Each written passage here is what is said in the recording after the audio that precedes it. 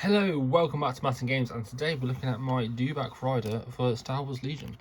So yeah, this is actually the first time I'm using a airbrush. So I did the airbrush on the green. I started with a zenithal highlight, I then did the yellow on top of the white, and then went through I think it was the contrast green all over it, just one contrast green, and yeah, I got this effect. Actually, I think I did go for like a dark green underneath as well to blend it a little bit more, but the top bit and the middle bit was all just one contrast green on top of the yellow and white to give it that kind of like yellow towards the top of the Dewback, which I really like. I'm really proud of that. And yeah, obviously you got this brown leather straps. I was giving him some white eyes. I didn't want to do pupils because I think it might look a bit weird. But yeah, I think I must have, did I wash this? I might have washed this, I can't actually remember. I think I washed it and then maybe dry brush green on top to bring back the green as well. Obviously I paint my Stormtrooper as well,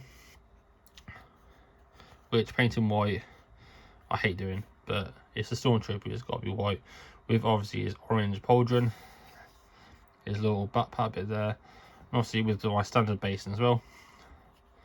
But yeah, as you can see there's like a weird like anthill in the base of this model. That is because I can pop this guy off, pop, he's not glued on, then I can pop this guy on here. So now I've got the gun version, or I can have the guy with the stick. Basically I normally use the guy with the gun because he's better with the gun, but I've basically put the anthill on the base so I can pop him in here and pop him on top. So when I'm transporting it, I have both options with me, and yeah, he doesn't really, okay, he does fall out a little bit, but not too much. And I basically made this anthill by using some green stuff. I'm pushing the little nub bit inside into the green stuff to give that little divot to hold him in place. But yeah, when he's travelling like that, he's absolutely fine to stay in there most of the time. Now I'm saying that, he's actually falling a bit. It's probably because he's been there for a while, not actually been taken out that much. But yeah, that is my Dewback. I really like it. It's one of my favourite models I've painted. But yeah, and when I've used it, it seems pretty good. Very close combat aim. Like, you want to get in combat, you want to get close to people. So yeah, let's look at his stats card. Let's put him in the corner. All the gravel and that falling off the base. I have glued it on, it's just obviously falling off. So Dewback rider. So you can have them upgrades. That one is for the gun weapons basically.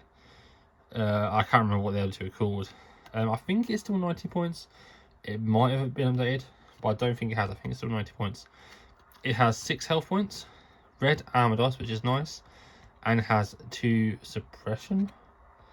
I think that's called suppression. It also has surge to hit as well, which is quite nice. There's armor 1, so while defending cancels to 1 hit result, which is really nice. Even though it's a Dewback, it doesn't really have armor, but it kind of scales their armor, I'm guessing.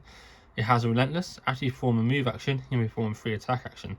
So you can move again, and then attack. The problem is it's only got a short move, so it is quite slow.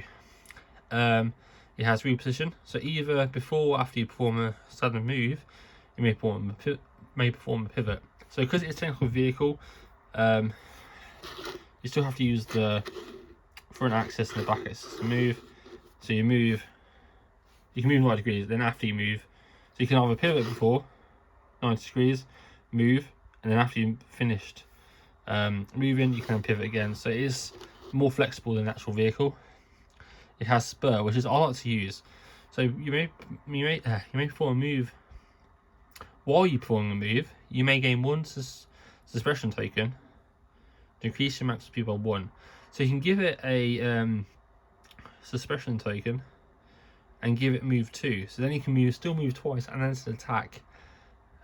Because it doesn't say this is why you perform a move action. You may gain, maybe you get 2 suppression then. I might have to read that up. I read that as you do spur, you gain the suppression token, you move increase by 1. I think if you do 2 move actions, that is technically 2 suppression tokens. If you've got Vader, that's fine.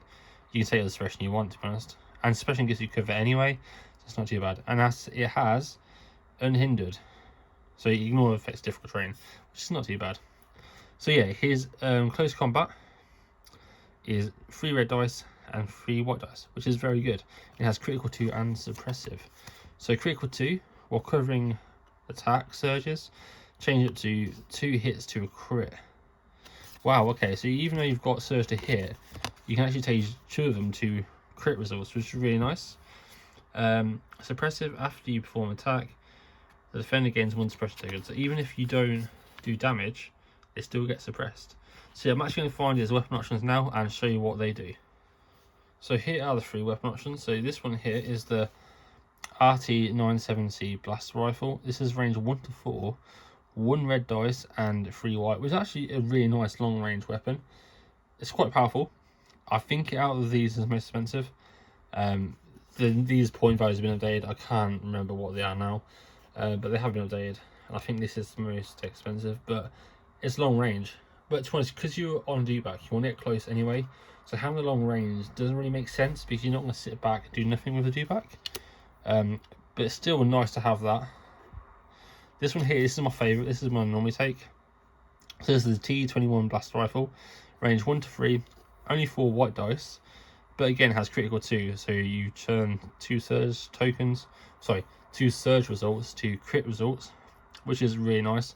Guess these defense vehicles and stuff.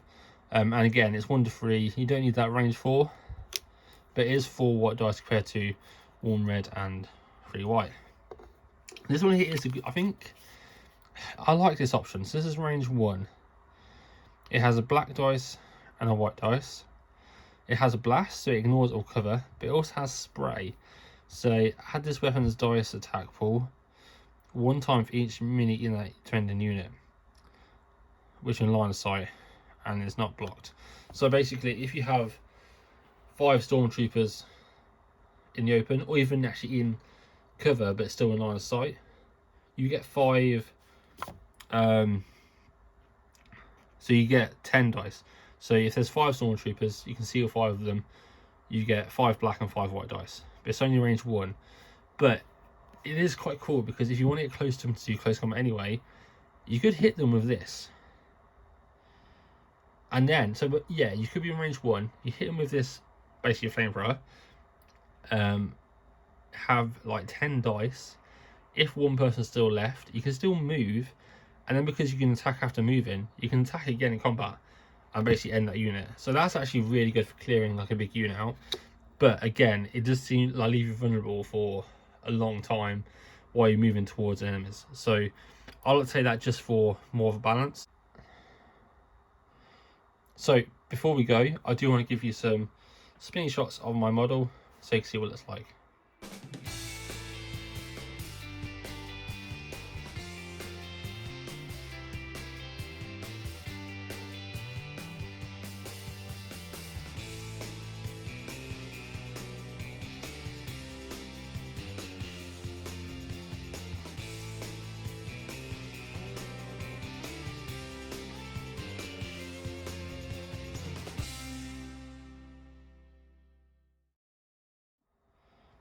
So that is my Dewback rider. Thanks for watching, lovely. Please get a thumbs up. New channel, subscribe. Bye.